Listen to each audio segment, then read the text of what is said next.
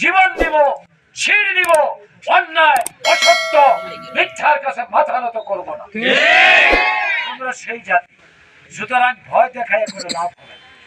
আমাদের যে পরিমাণ ওরা ভয় দেখাইতেছে, এই পরিমাণ ভয় যদি কাজে লাগতো, রাস্তার মধ্যে কোনো লোকই আমি খুঁজে পেতাম।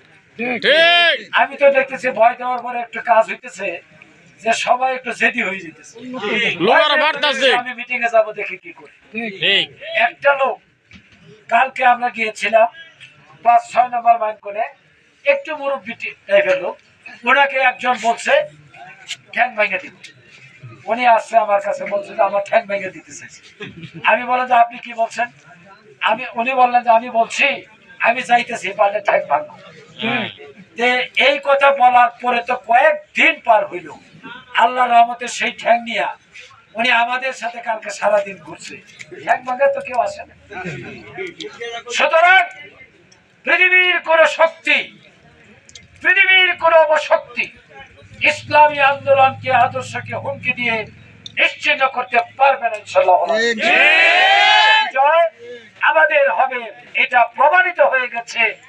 হুমকি ধমকি, কেন্দ্র দখল, অমুক করা তমুক করা, মানে তারা পরাজয়কে নিশ্চিত জেনে ফেলেছে।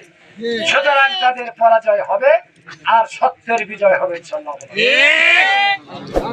আমি স্বাগত জানাই আজকে যে সমস্ত বন্ধুরা ইসলামের আদর্শের পতাকাবাহী কাফেলা বাংলাদেশ জামাত ইসলামী যোগদান করলেন। আল্লাহ তাআলা তাদেরকে দ্বীনের পথে, কোরআনের পথে, ইসলামের পথে জীবনের শেষ মুহূর্ত পর্যন্ত এই আন্দোলনে টিকে থাকার তৌফিক দান করুন। আমাদের আহ্বান কোরআনের দিকে, ইসলামের দিকে, এবং অন্ধকার থেকে, জাহেলিয়াত থেকে, অবসংস্কৃতি থেকে মানব জাতিকে উদ্ধার করে আলোর পথে নিয়ে আসা। This is the work of the holy Quran. এটা কোরআনের কাজ, সেই কাজটাই আমরা করছি।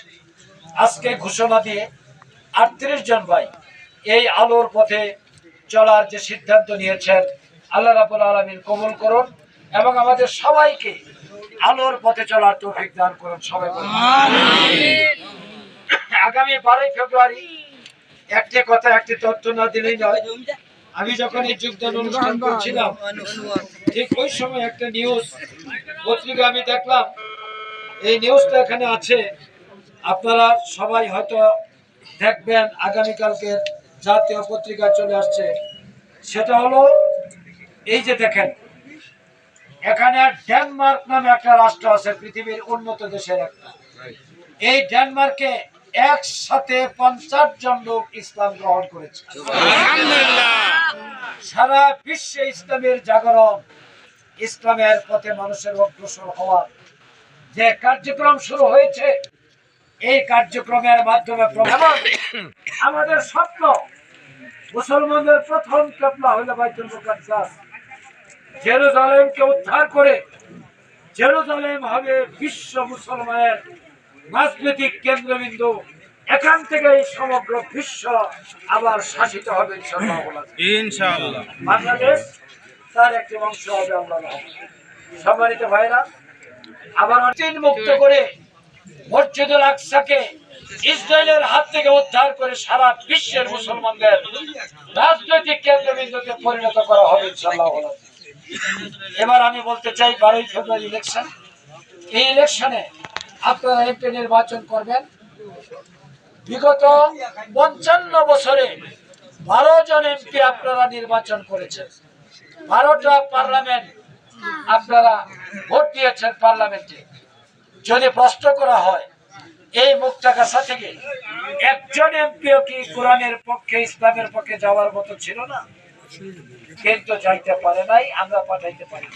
কারণ যে রাজনৈতিক দর্শনে বিশ্বাসী এমপি এখান থেকে গিয়েছেন, তারা কেউ কোরআনকে তাদের রাজনীতির ভিত্তি বানান নাই, ইসলামকে তাদের রাজনীতির ভিত্তি বানান নাই।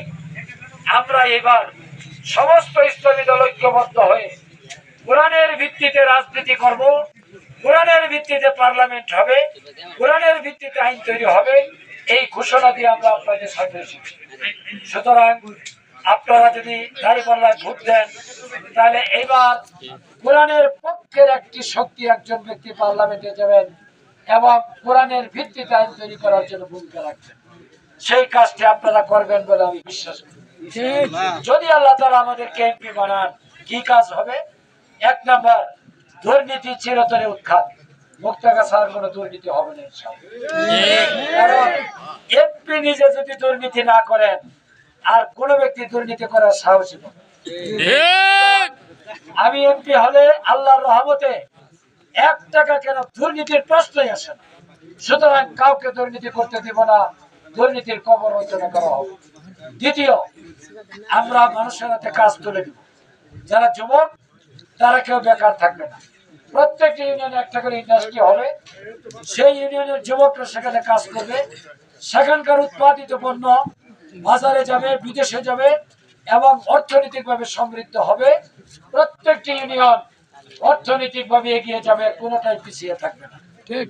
এরপরে যে কাজটি করব, সকল ধর্ম, বর্ণ, মত, রাজনৈতিক দলের জন্য অধিকার নিশ্চিত করা হবে। রাজনৈতিক কারণে এখানে কেউ হয়রানির শিকার হবে না। যিনি যে দল করার ইচ্ছা করবেন, যার ইচ্ছা হয় না রাজনীতি করবেন না। কিন্তু এই জন্য হয়রানি, মামলা, বাড়ি দখল, ঘর দখল, দোকানপাট বন্ধ, এইসব কেউ করতে পারবে না, সে যে দলেরই হোক না কেন। এরপরে হিন্দুদের তাদের ধর্মের নিরাপত্তা দেওয়া হবে, জীবনের নিরাপত্তা দেওয়া হবে, বাড়ি ঘরের নিরাপত্তা দেওয়া হবে। কোনো ব্যক্তি হিন্দুদের কোনো সম্পদ দখল করতে পারবে না।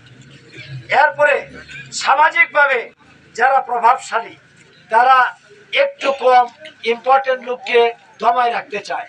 সমাজে এই পরিবেশ আমরা দূর করব। সকলেই সমান, all are equal in the eye of law. নামাজে দাঁড়াইলে আমার সামনে যদি ভিক্ষুক থাকে তাতে কিছু যায় আসে না। আমি সিজদা করবো আল্লাহকে, আমার সিজদা হয়তো ভিক্ষুক যেখানে দাঁড়িয়েছে তার পায়ের একটু পেছনে, তাতে কিছু যায় আসে না। এই উপলব্ধি সকল জায়গায় প্রস্তুত করা হবে। আপনি মাতবর, তাতে কি আছে? আপনার জায়গা আইনের দৃষ্টিতে সমান। আপনি বাড়াবাড়ি করবেন, আইনের দৃষ্টিতে ধরা খাবেন, আর আইনের মধ্যে চলবেন, আপনি সম্মান করবেন। এরপরে সম্মানিত ভাইরা, আমরা নারীদের জন্য কর্মসংস্থান ব্যবস্থা করব। নারীরা ঘরে বসে কাজ করবে, পর্দার মধ্যে থেকে, কোনো সমস্যা হবে না। আমাদের যে কুটির শিল্প, ক্ষুদ্র শিল্প, এগুলি যদি বিকাশ না হয় দেশ তো চলবে না। এগুলি কারা করবে? এগুলি আমাদের মা বোনেরা করবেন।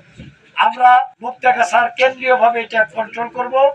প্রত্যেক মা বোনকে কাজ দেওয়া হবে, উপযুক্ত পরিশ্রম দিয়ে সে কাজ বুঝে নেওয়া হবে। এইভাবে গোটা এলাকাটা একটা কাজের এলাকায় পরিণত হবে, শান্তি এবং নিরাপত্তার এলাকায় পরিণত হবে। আরেকটি কাজ হবে, কোন ব্যক্তি মাস্তানি আর চাঁদাবাজি করতে পারবে না। এখন তো সবথেকে সহজ কাজ হইলেও কোনো কাম নাই, কোনো পরিশ্রম নাই, বসে বসে বিড়ি টানবে আর মানুষের দোকানে তেল করে গিয়ে চাঁদা দিবে, এই সব চলবে। চাঁদাবাজি চিরতরে বন্ধ। আপনার হাতে কাজ তুলে দিব, আমার দায়িত্ব, এটা এমপির দায়িত্ব, কিন্তু চাঁদাবাজি নির্মূল করা হবে ইনশাআল্লাহ। এরপরে যে কাজটি করব, সম্মানিত ভাইরা, দুর্নীতি আগেই বলে দিয়েছি। এরপর আমি বলবো যে এই এলাকায় 65 বছর বয়সের যাদের বয়স বেশি, এই বয়সে মানুষের হার্ট, কিডনি, লিভার, ফুসফুস এই রোগ হয়।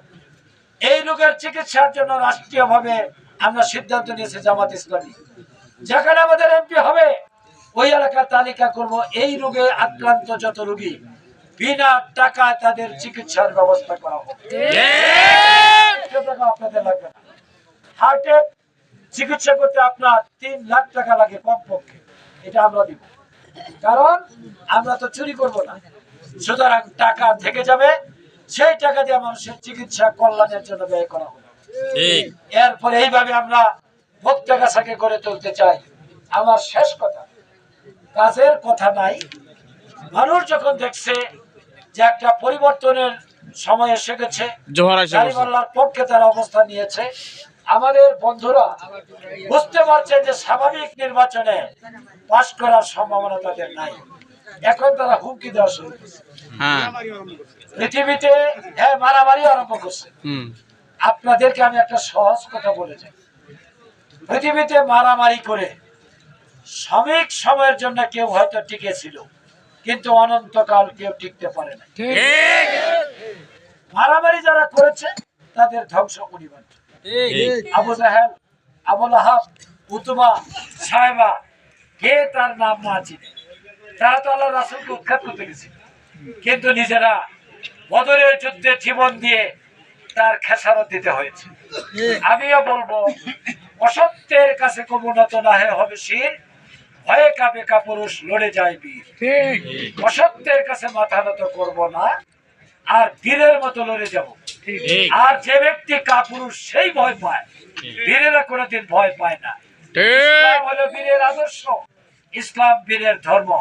ইসলাম হযরত ইমাম হুসাইন কারবালার প্রান্তরে শহীদ হয়ে প্রমাণ করেছেন, শির দেখা নাহি দেখা মামা।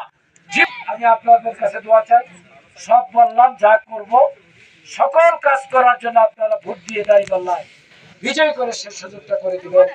আল্লাহ তাআলা আমাদেরকে তৌফিক দান করুন, আমাদের সবাইকে দৃঢ়তার সাথে সাহসিকতার সাথে কাজ করার তৌফিক দান করুন। আমিন। আসসালামু আলাইকুম ওয়া রাহমাতুল্লাহি।